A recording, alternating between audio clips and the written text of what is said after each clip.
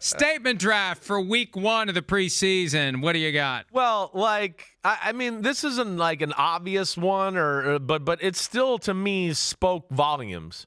Joe Burrow, the Bengals offense.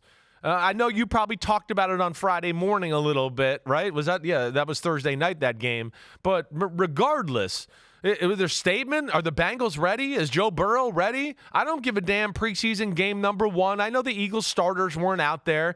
Just the way it looked, what they did, their frame of mind. Joe Burrow, even though he was 9 of 10, right? It wasn't like perfectly crisp every throw, and he even said that. It's got to be better. I just think it shows you what they're expecting, what they're going to expect from their offense, and they know they got to carry the squad. Well, I didn't wear the Jerry Burns sideline gear today accidentally. J.J. McCarthy was back for his first game action since the preseason opener a year ago against the Raiders, during which he looked great. We found out a day or two after that he's got a knee injury, and then, he's not going to play at all this year. It was all very confusing and weird. Nothing confusing or weird about Saturday. He looks the part. He moves well. He throws well. Great ball placement. Jordan Addison, now Justin Jefferson, the other JJ, isn't practicing or playing right now with a hamstring injury, but Jordan Addison was his favorite target by far. Yeah. And McCarthy looked great. I wanted to see more. He did a 12-play drive. I wanted to see more from J.J. McCarthy, but he looked great, and he said all the right things afterward. He was emotional before the game. I mean, it's been a long journey for him, and he had to sit and watch a lot, and now he's ready to go, and it's great news for him and great news for him. He looked good. He fits that offense. He's a smooth customer. He's got presence. He's got an arm. His body looked good. Man, I mean, you could tell he's put on weight and put a little armor on that way. So, man, I'm with you there. He looked the part. Good for J.J. McCarthy. That was a tough break last year. All right, next one, going to New England.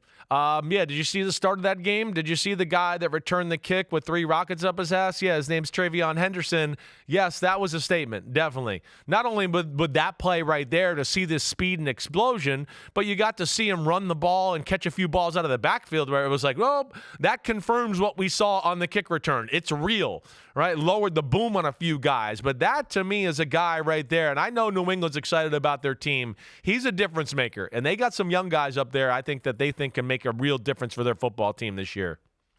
And, even though the Browns may be figuring it out at the quarterback position, they had their choice of Quinshon Judkins and Travion Henderson, and they took Quinshon Judkins. And you can't predict what happened or what Quinshon Judkins allegedly did and having it derail his rookie season. But one guy is ready to go, and the other guy hasn't even signed his contract yet because he's dealing with legal issues resulting from allegations relating to things that he allegedly did.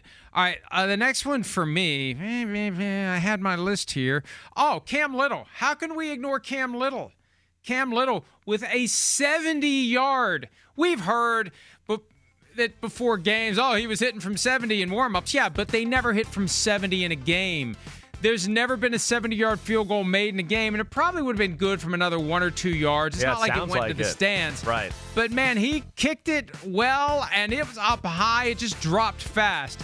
But that was a great kick from Cam Little. They don't even have competition in camp for him, and this is why. Boom. You get a guy who can make from that far. That's what the Ravens have with Justin Tucker. You don't have to extend a drive. Hey, you get the ball at the 35 on a touchback.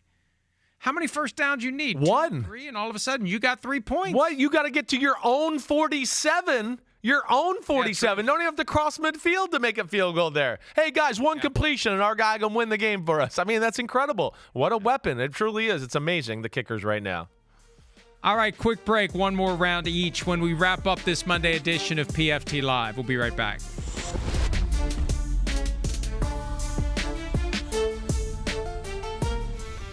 All right, one more each. Preseason Week 1 statement. What do you got, Christopher? Well, I mean, he strikes again. I told you who I was going to pick here in the commercial break, but Darius Cooper, wide receiver, Philadelphia Eagles, Tarleton State, right?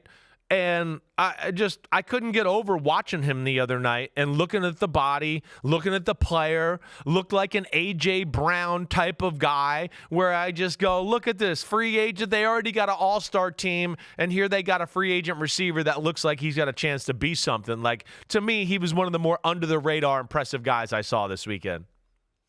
This also comes from the Eagles. It has nothing to do with their preseason opener. This is a reminder. This is a statement with an exclamation point that throughout training camp, throughout the preseason, and really throughout the season, we're constantly on guard for news of an injury that could change everything. And Landon Dickerson, Pro Bowl guard, 3-time Pro Bowler, went down on Sunday night with a leg injury, couldn't put weight on the leg, MRI this morning per Shefty, which, of course, they're going to do an MRI and other diagnostic testing. Kenyon Green, his backup, was already injured. So the Eagles are going to have to reshuffle. In Howie we trust. I'm sure they have some guy we don't know about that's going to come in and play great, but this is part of the preseason. Yeah. He's one of the best guards in the game. Happen. I'm with you, Mike. Hi, it's Mike Florio. Thanks for watching PFT on YouTube. Hit subscribe for the latest news and analysis from Pro Football Talk.